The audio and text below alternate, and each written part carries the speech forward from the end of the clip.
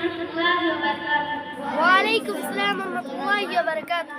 نحمده ونصلي على رسوله الكريم. أما بعد، أعوذ بالله من الشيطان الرجيم. بسم الله الرحمن الرحيم. يا أيها الذين آمنوا قوا أنفسكم وأهليكم نارا. وقال النبي صلى الله عليه وسلم: مروا أولادكم بالصلاة وهم أبناء 7 سنين وأجربوهم عليها وهم أبناء 10. جناب صدر محترم صاحبان، مثبت اساتذہ، طلباء سے آئے ہوئے مہمانان کرام اور میرے سامنے بیٹھے ہوئے میرے ہم ساتھیوں، آج کے اس سالانہ تقابلی پروگرام میں جس عنوان پر لفظ کرنا چاہتی ہوں وہ ہے تربیت اولاد میں ہمارا کردار۔ سامعین حضرات، آج جب ہم اپنے معاشرے پر ایک شاعرانہ نظر ڈالتے ہیں تو یہ بات معلوم ہوتی ہے کہ ہمارا معاشرہ صحیح تعلیم و تربیت نہ ملنے کی وجہ سے بے راہ روی کا شکار ہے۔ اس کا نتیجہ یہ نکلتی ہے کہ ہماری اولاد آہستہ آہستہ مغرب پرستی اور الحاد کی طرف بڑھتا چلا جاتا ہے، بلکہ ہونا تو یہ چاہیے تھا کہ ہم بچوں کو اپنی نگرانی میں رکھ کر صحیح قرآن و حدیث کے مطابق تربیت دیتے اور اپنے آپ کو جنت کی آگ سے بچا لیتے، جیسا کہ اللہ تعالیٰ ارشاد فرماتا ہے: یا ایھا الذین آمنوا قوا انفسکم واہلیکم نارا۔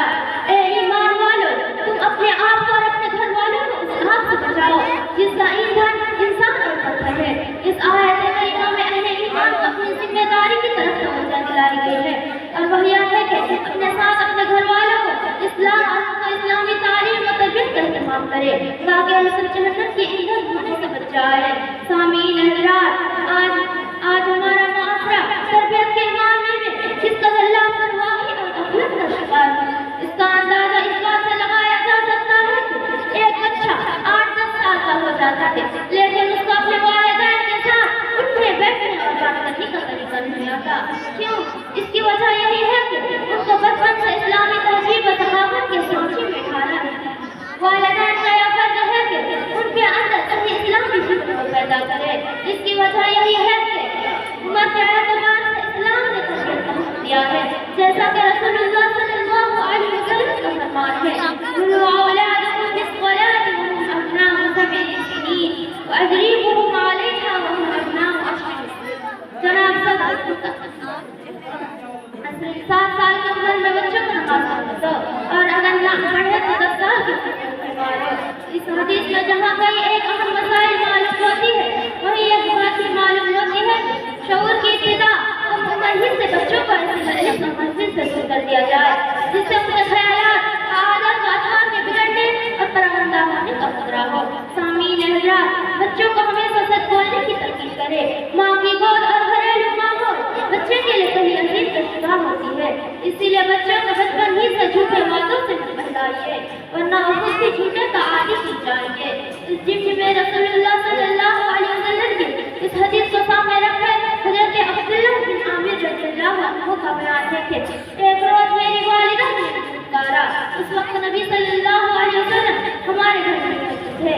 میری والدہ نے کہا: بیٹا آؤ، میں تمہیں کوئی چیز دیتی ہوں۔ تو رسول اللہ صلی اللہ علیہ وسلم نے فرمایا: تم اس کو کیا دینا چاہتی ہو؟ تو رسول اللہ صلی اللہ علیہ وسلم نے فرمایا: تم اس کو کیا دینا چاہتی ہو؟ تو انہوں نے کہا: میں انہیں کھجور دینا چاہتی ہوں۔ تو رسول اللہ صلی اللہ علیہ وسلم نے فرمایا: اما انک لو لم تؤتیہ شیئا کتبت علیہ الصبر۔ سن لو، اگر تم اس کو کچھ بھی نہ دیتی تو تمہارے لیے ایک جھوٹ لکھ دیا جاتا ہے۔ ذرا غور فرمائیے، اس طرح والدہ کے جھوٹ بولنے سے بچے کی تربیت کے اندر غلط تربیت پیدا کر سکتا تھا۔ اسی لیے آپ صلی اللہ علیہ وسلم نے منع فرمایا۔ ہمیں چاہیے کہ ہم بچے کی صحیح تربیت کریں تاکہ ہم دنیا و آخرت میں کامیاب ہو سکے۔ اگر ہم بچے کی صحیح تربیت نہیں کریں گے تو ہمیں کہیں بھی کامیابی نہیں مل سکتی۔ آخر میں اس شعر کے ساتھ اپنی تقریر کو ختم کرتی ہوں۔ کچھ لوگ سجا کر کانٹوں کو گلشن کی طاق پر رکھتے ہیں، کچھ لوگ سجا کر کانٹوں کو گلشن کی طاق پر رکھتے ہیں، پھولوں کو ہوائیں رہے کر ساون کی طاق پر رکھتے ہیں۔ وآخر دعوانا ان الحمد للہ رب العالمین۔ السلام علیکم ورحمۃ اللہ وبرکاتہ۔ وعلیکم السلام۔